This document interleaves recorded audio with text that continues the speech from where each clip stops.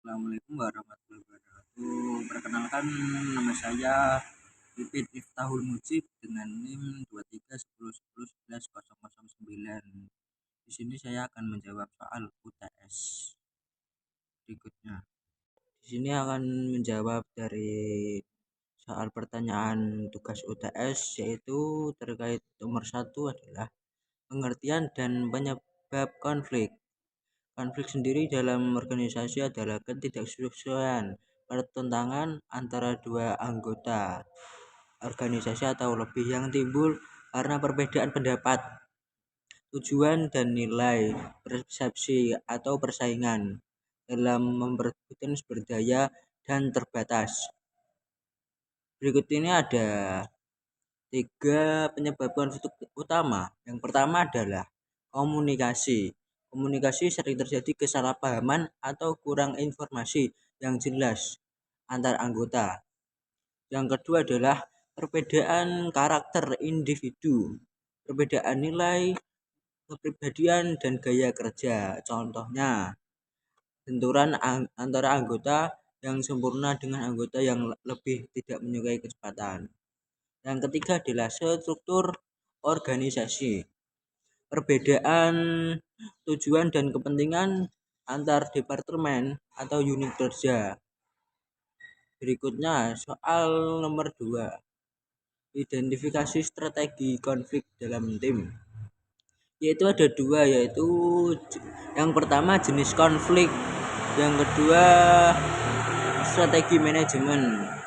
Yang pertama jenis konflik adalah konflik sendiri, termasuk konflik interpersonal atau disebabkan oleh perbedaan gaya kerja yang bisa dikatakan work style lah, atau pendekatan penyelesaian tugas.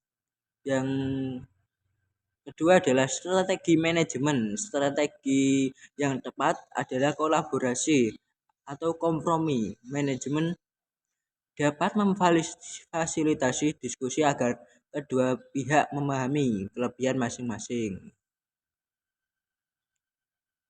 Berikut soal nomor 3, yaitu tentang gaya penanganan konflik Thomas Hillman. Menurut model Thomas Hillman terdapat 5 gaya penanganan konflik, yaitu kompetitif, yang kedua kolaborasi, yang ketiga menghindar, yang keempat akomodatif, yang kelima kompromi. Yang pertama adalah kompetitif. Kompetitif adalah bersaing, tegas dan tidak kooperatif, berorientasi pada kemenangan itu sendiri. Yang kedua, kolaborasi. Kolaborasi tegas dan kooperatif, mencari solusi win and win. Yang ketiga, menghindar. Menghindar dapat diartikan tidak tegas dan tidak kooperatif, menunda masalah ketika konflik bersifat sepele. Yang keempat, akomodatif. Kooperatif ini tidak tegas mengalah untuk kepentingan orang lain. Yang kelima, kompromi. Kompromi itu sendiri dapat diartikan setujulah, yang yaitu berada di tengah-tengah, mencari jalan tengah yang saling memberi sedikit konsesi. Contoh, ketika dua pihak dengan kekuatan yang seimbang mencapai kesepakatan sementara.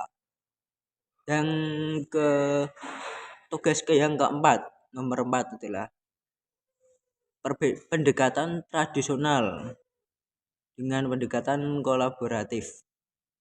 Pendekatan tradisional dapat diartikan memandang konflik sebagai hal yang negatif atau merusak, harus dihindari atau dihilangkan. Kelebihannya adalah kemudahan, namun ada kekurangannya.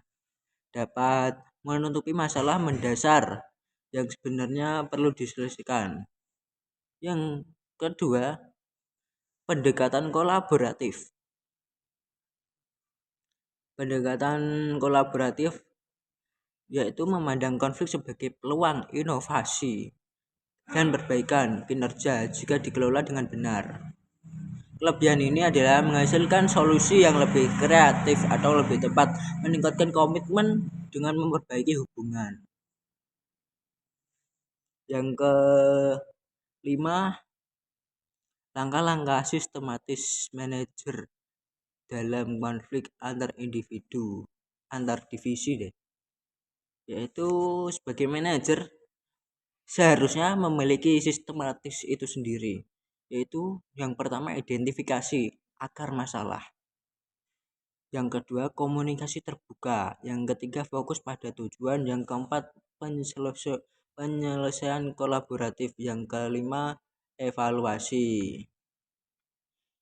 Yang terkait yang pertama yaitu identifikasi akar masalah, mengumpulkan informasi tujuan dari kedua divisi agar yang terlibat untuk memahami sumber konflik sebenarnya itu dapat dicari solusinya atau enggak, dicari akar masalahnya dulu biar tahu nanti terus dikasih solusi. Yang kedua komunikasi terbuka. Komunikasi terbuka adalah mempertemukan pimpinan divisi yaitu terkait forum diskusi netral atau berfasilitas berdialog. Intinya komunikasi terbuka itu secara tidak langsung menyampaikan face to face, tidak ada yang ditutup-tutupi, yes.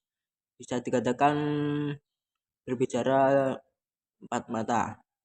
Yang ketiga adalah fokus pada tujuan bersama, mengarahkan kedua pihak kembali pada visi dan tujuan perusahaan yang lebih besar, bukan sekedar kepentingan divisi masing-masing.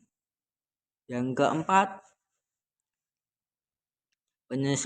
penyelesaian kolaboratif, yaitu mendorong kedua divisi untuk merumuskan solusi dan saling menguntungkan. Bisa dikatakan win and win solution. Yang terakhir adalah 5, evaluasi dan tindak lanjut, yaitu lebih lanjut untuk memantau implementasi kesepakatan untuk memastikan konflik tidak berakhir dan kinerja perusahaan tetap terjaga. Sekian dari saya. Assalamualaikum warahmatullahi wabarakatuh.